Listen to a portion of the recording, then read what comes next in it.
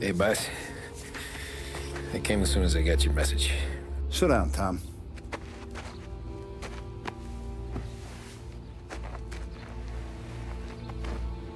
We have a mole, Tom. No. Oh. I was up all night driving myself nuts trying to figure it out.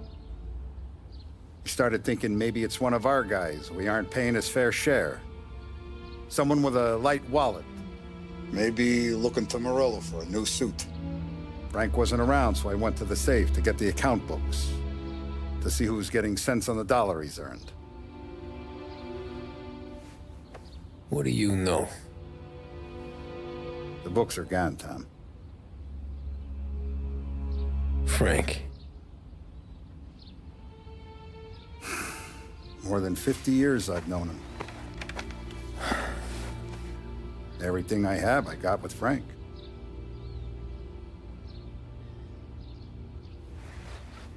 And every buck we've earned, every dime we've paid out, it's all logged in those books. Frank hands those over to the feds, we're finished. Frank respects one person in this whole town, and that's you. This has got to be some kind of misunderstanding. I've been calling him all day. I went by his place. He's gone. His wife and kid are gone. But why? I don't know. I'm sure he has his reasons. Maybe he's still smarting over the dog. The one you tried to drown? Yeah. Same one I shot after he wouldn't let me sink her. I was a stupid kid, Tommy. But grudge or no grudge, we gotta get those books back. Shake down all our stoolies. See who knows what. When you catch up to Frank, you get those books. And if he doesn't have them on him, you make him tell you where to find them. After that, you do what we gotta do.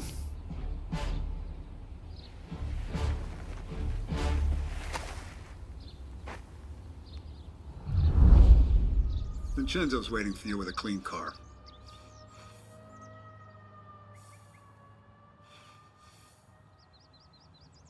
Morello's wrapped up in all this. I just know it.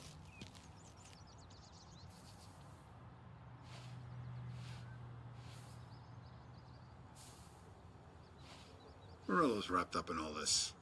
I just know it.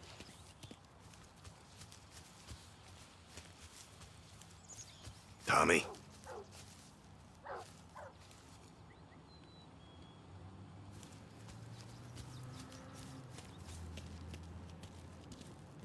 Tough day today, Tom. This town.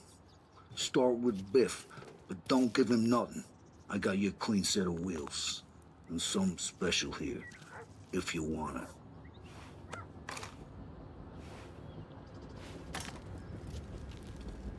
When Frank sees a La Parra, he'll know. It always works.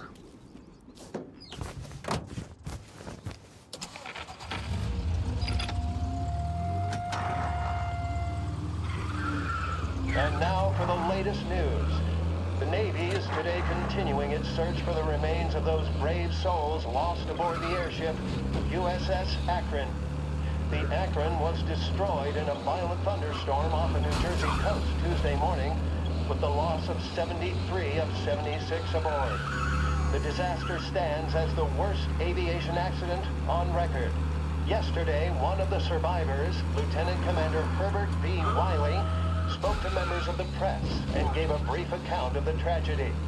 He also spoke of the survivors' rescue by the German tanker, Phoebus. President...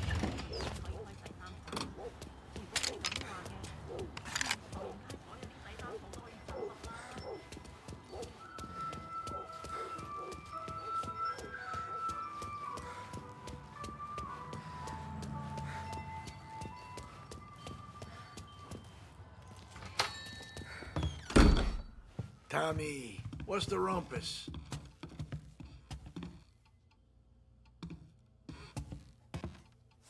Heard any big news lately?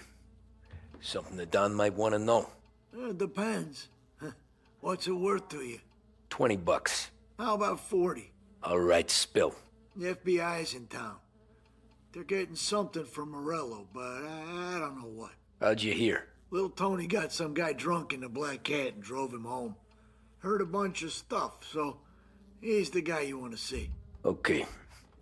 Thanks. Always a pleasure, Tommy.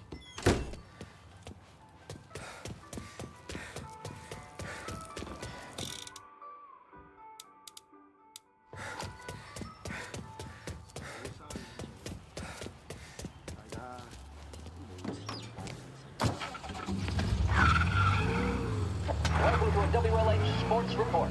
There's a sense of anticipation as we await the start of the big game.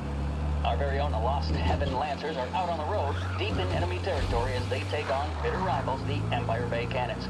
This year's Gold Series is shaping up to be one of the best on record, with both teams matching one another blow for blow. Despite the Cannons' home field advantage and an early lead in the series, the Lancers have bounced back and have really taken their rivals to task. Many of the plaudits and column inches have been dedicated to one man.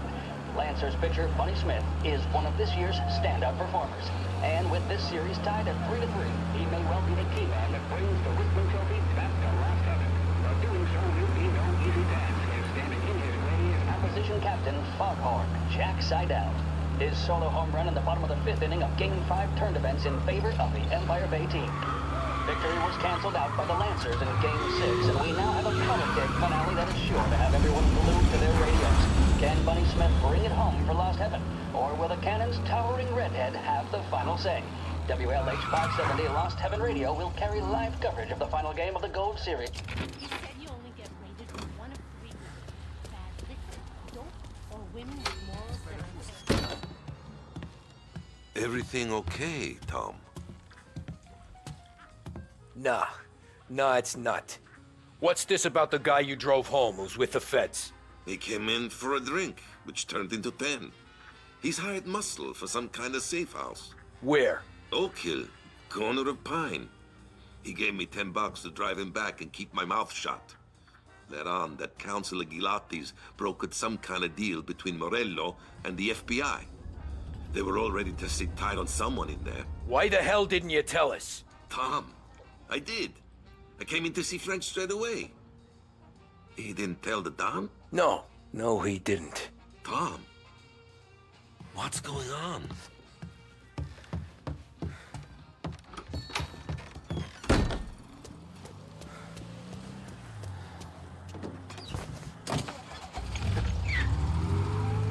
We return now to the coverage of Game 7 of the Gold Series. And by the looks of it, ladies and gentlemen, we'll be underway any minute now.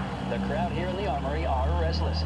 You can almost taste the tension as we approach this, the deciding game between these two famous rivals.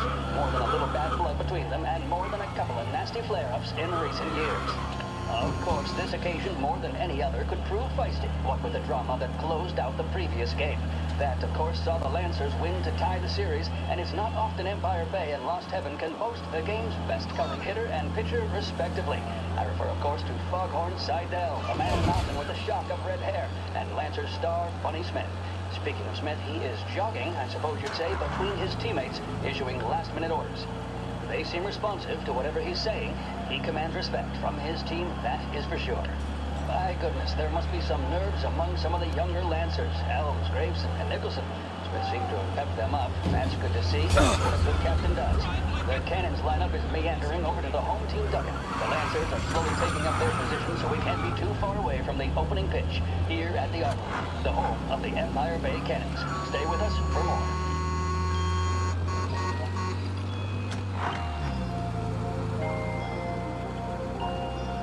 Big Break Blues deliver the bold, satisfying flavor that never lets you down.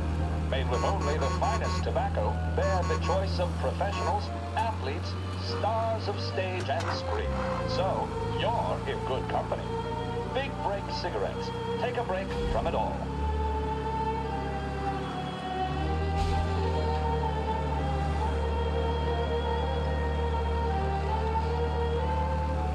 The mission of Lost Heaven Radio, our city's public service broadcaster, is to serve you.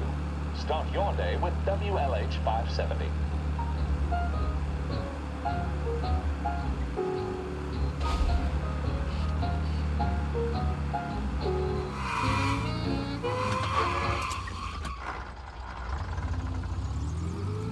Looks like the place.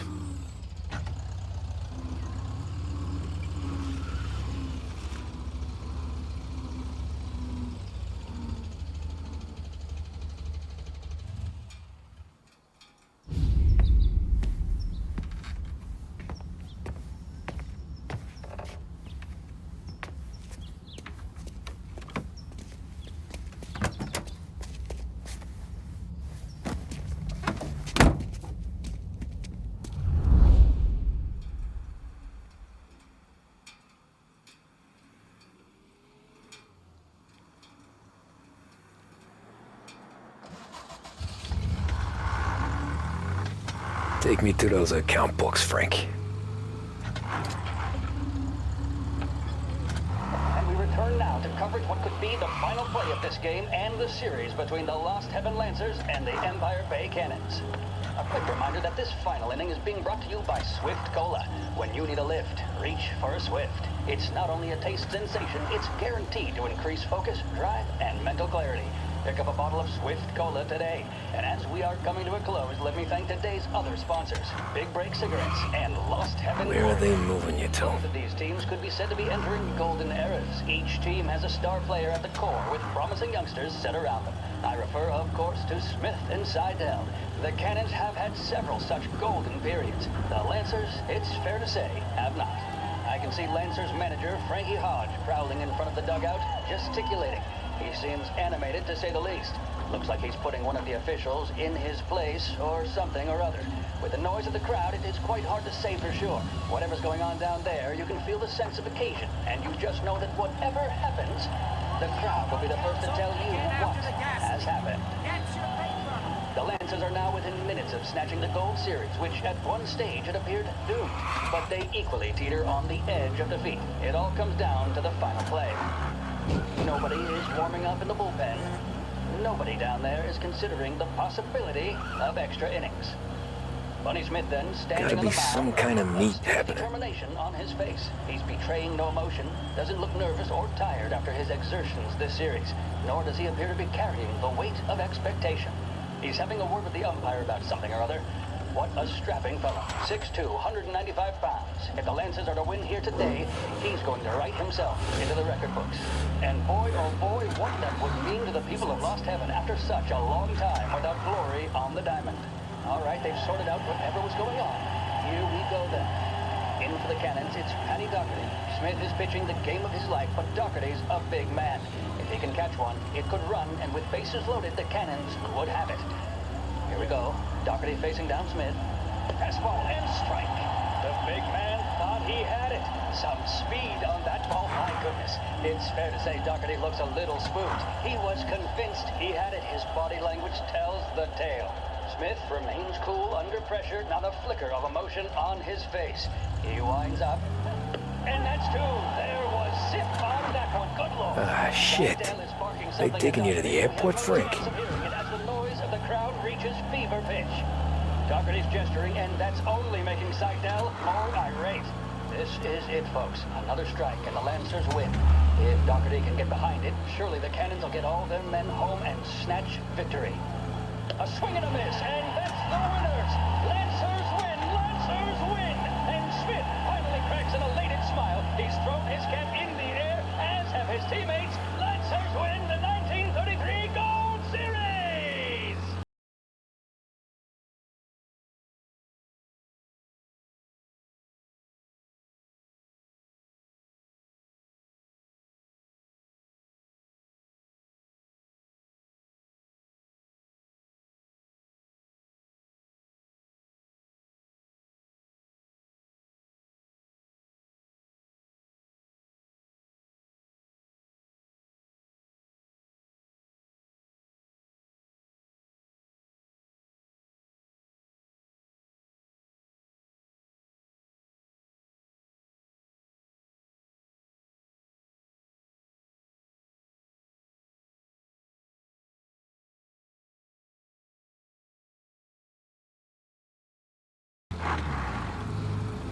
Christ. They're flying him out of state or something. Fuck, this ain't good.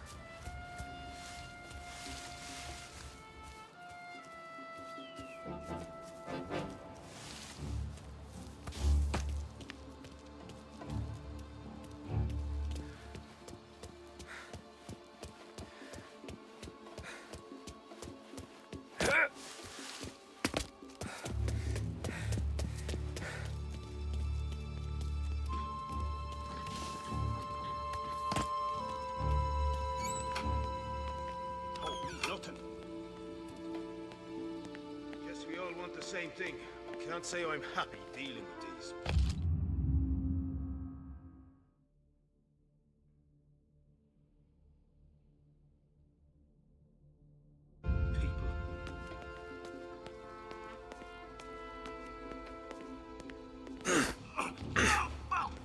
They told me nothing.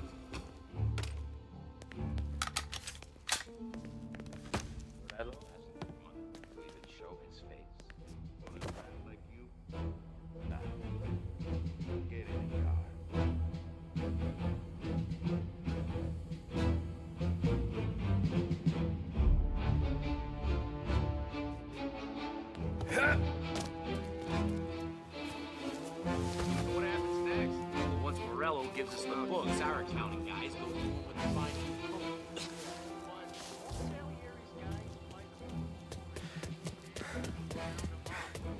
charges on them we know won't stick. Keep them in the cell long enough. Someone's here! Lined up!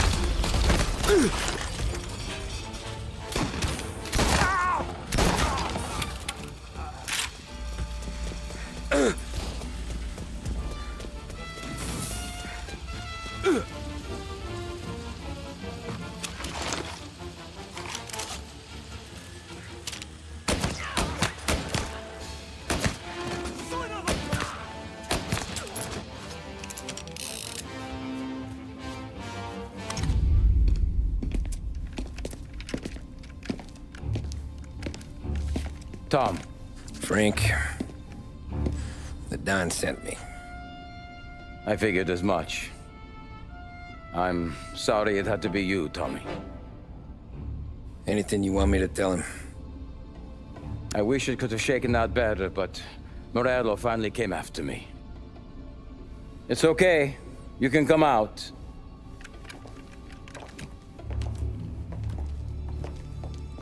Morello offered me a simple trade. The Don's account books for our lives and tickets out of this town. You hand the books over yet? I'm not so stupid, Tom. They're safe. Morello was waiting for this. It's a key to a box in the Grand Imperial Bank downtown. I told Morello I'd hand it over after the plane was fueled and ready to go. His men were meant to fetch it before we left. I took care of them. Told them to get on a plane. Go on, March. Alice, get aboard. Frank, you're coming with us. Not right now, honey. Just get buckled in. Tommy and I, we have some serious business to discuss. But Frank! Get on the plane, March! For Alice. For me. Get on the goddamn plane, please.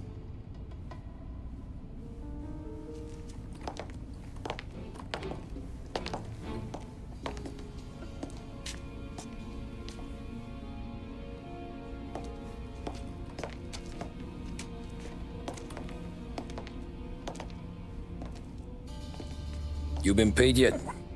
Yeah.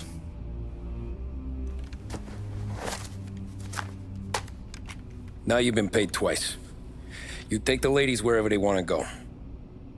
Yes, sir. Thank you, Tom. Christ, Frank. Why didn't you ask us for help? I guess I just wanted out. One way or the other. I'm tired, Tommy. Tired of lying to my wife. Tired of checking under my car every time I take a Sunday drive. And tired of waiting for the dawn to put two in my temple.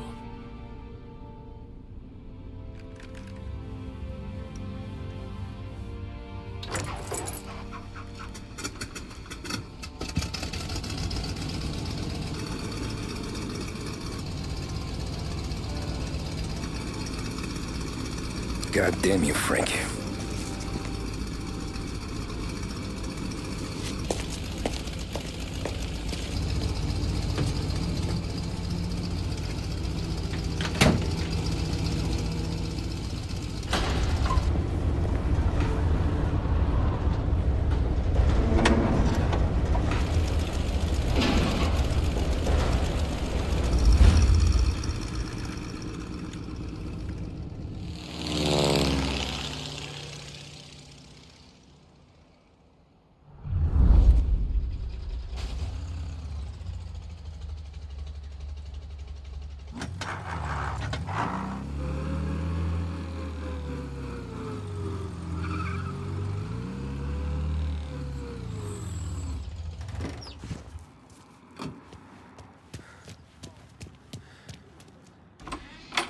Good afternoon, sir.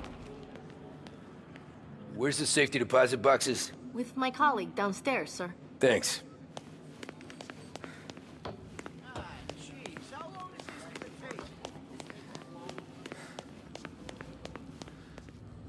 Beautiful day, huh? Uh-huh.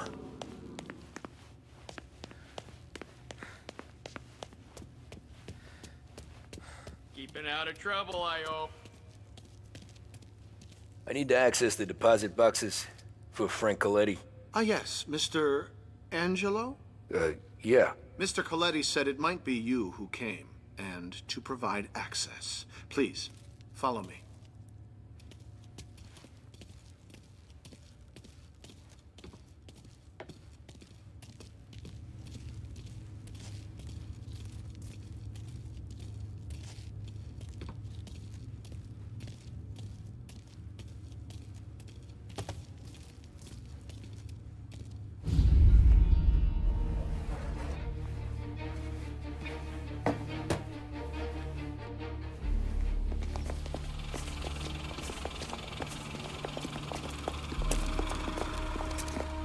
I got the books and covered my tracks. Salieri never asked any questions. In fact, apart from the funeral, I never heard him talk about Frank again.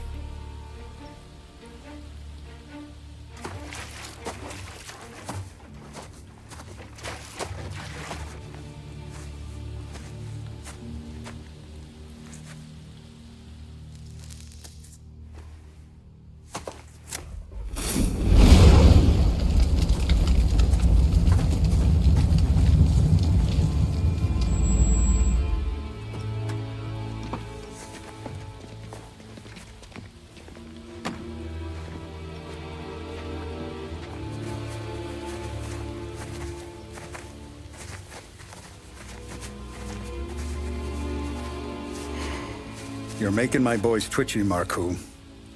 Sergio and I just came by to pay respects, that's all. Known Frank a long time. Almost as long as you.